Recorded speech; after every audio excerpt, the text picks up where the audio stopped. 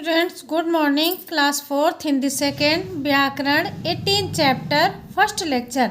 बेटा आज आप पढ़ने जा रहे हैं वाक्य। चैप्टर नेम है वाक्य। वाक्य क्या होता है तुम जानते हो कि भाषा की सबसे छोटी इकाई क्या होती है बेटा? वर्ण होती है।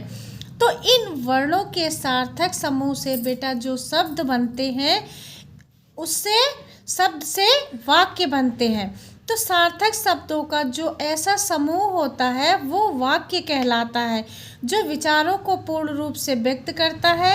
अब इससे चलिए आपको एक उदाहरण द्वारा समझाती हूँ। जैसे सुंदर गुड़िया मेरे पास है, सुंदर गुड़िया मेरे एक है पास। तो शब्दों के इस मेल से बोलने वाले की बात स्पष्ट नहीं हो रही है। क्या नहीं हो रहा बेटा? बात स्पष्ट नहीं हो रही है। तो आप पूछोगे कि ये सभी शब्द सार्थक है फिर भी बात स्पष्ट क्यों नहीं हो रही? तो इसलिए तो हम आपस में बातचीत करते हुए कई तरह की बातें कहते हैं और सुनते हैं, इसलिए वाक्यों के कई प्रकार होते हैं। चलिए आगे देखते हैं कौन कौन से वाक्य के कौन कौन से प्रकार होते हैं बेटा। एक होता है निश्चयवाचक वाक्य। निश्चयवाचक वाक्य ये 6 प्रकार के होते हैं। निश्चयवाचक वाक्य, प्रश्नवाचक वाक्य, निषेधावाचक वाक्य और विस्मयबोधक वाक्य और आज्ञावाचक वाक्य और इच्छावाचक वाक्य। अब निश्चयवाचक वाक्य क्या होता है बेटा? किसी बात के करने या होने का सामान्य बोध कराने वाले वाक्य, इन्हें हम निश्चयवाचक वाक्य कहते हैं। जैसे आज रविवार है, ठीक है, पिताजी बैठक में अखबार पढ़ रहे हैं। तो ये निश्चयवाचक, हमें पता है कि पिताजी ही बैठक में अखबार पढ़ रहे हैं। यह निश्चय है कि आज रविवार है। प्रश्नवाचक वाक्य अगला है बेटा प्रश्नवाचक। प्रश्नवाचक वाक्य जिन वाक्यों का प्रयोग करके दूसरे लोगों से सूचना लेने के लिए हम प्रश्न पूछते हैं, ऐसे वाक्य बेटा प्रश्नवाचक वाक्य कहलाते हैं।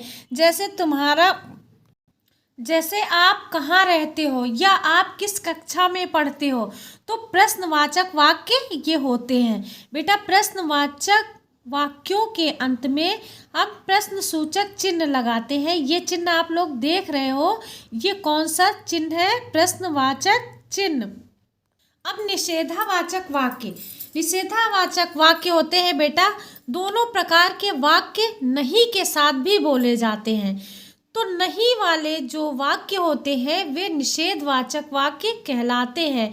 जैसे राज तुम्हारे पास हिंदी की पुस्तक नहीं है, इसमें क्या लगता है? नहीं वाले जो शब्द है ये निषेधावाचक वाक्य कहलाते हैं। वीणा नहीं मेरे पास हिंदी की पुस्तक नहीं है। अब अगला है विस्मयबोधक वाक्य। बेटा विस्मयबोधक वाक्य क्या होता है? मन में आए विचारों या भावों का बोध कराने वाले वाक्य विस्मयबोधक वाक्य कहलाते हैं। जैसे उफ कितनी तेज धूप है आज, तो ये हम परेशानी में बोलते हैं, तो ये बेटा विस्मयबोधक वाक्य के अंतर्गत आ जाता है। जैसे हम आश्चर्यचकित वाली चीजें होती, वाह कितनी ऊंची इमारत है देखो, तो ये भी विस्मयबोधक ही है। हाय मेरा हाथ टूट गया, अगर हम दुख में बोलते हैं तो क्या कहते हैं? हाय मेरा हाथ टूट गया। छी कितनी गंदी जगह है, ये घृणा के भाव जहाँ पे आते हैं वहाँ पर कहते हैं छी कितनी गंदगी है। वाह कितना अच्छा कपड़ा है, जहाँ पे हमें प्रशंसा हम किसी की करते हैं तो वाह कितनी सुंदर लड़की है, तो क्या है? ये प्रशंसा के भाव हैं। छी धूप हाय अरे आदि ये क्या है? उद्गार या भाव प्रकट करने वाले शब्द बेटा ये होते हैं। आज्ञावाचक वाक्य क्या होता है? लोगों से कुछ काम करने के लिए कहने या बड़ों से किसी काम करने के लिए करने या काम करने से रोकने के लिए प्रयोग किए जाने वाले वाक्य आज्ञावाचक वाक्य कहलाते हैं। जैसे विशाल तुम इधर आओ, दादाजी आपने खाना खा लिया या दादाजी खाना खा लीजिए, पिताजी आज पान मत खाइए। ये क्या है बेटा? ये सब आज्ञावाचक वाक्य है जिसको किसी दूसरे को हम आज्ञा देते हैं। अब इच्छावाचक वाक्य क्या होता है? इच्छावाचक वाक्य बेटा जिन इच्छा, शुभकामना या आशा का बोध कराने वाले वाक्य इच्छावाचक वाक्य कहलाते हैं।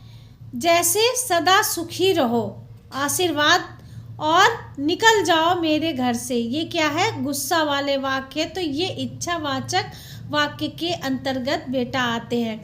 अब वाक्य के अंग कितने प्रकार के होते हैं बेटा? प्रत्येक वाक्य के 2 अंग होते हैं। एक होता है उद्देश्य और दूसरा होता है बेटा विधेय। उद्देश्य क्या होता है? वाक्य में जिसके बारे में कुछ कहा जाए उसको हम उद्देश्य कहते हैं।